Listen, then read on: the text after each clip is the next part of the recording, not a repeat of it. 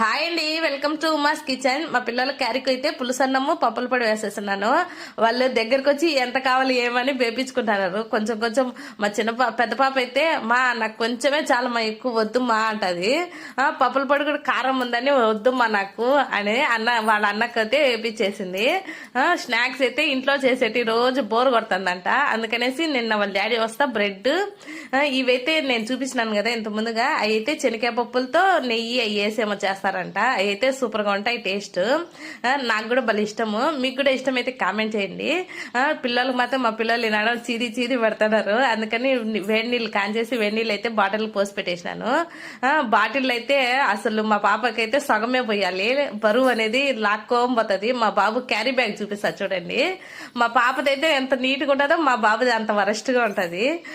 అసలు బ్యాగ్ కింద ఈడ్చుకుంటా పోతారు. స్కూల్ కాడైతే చూడండి ఎలా ఉందో.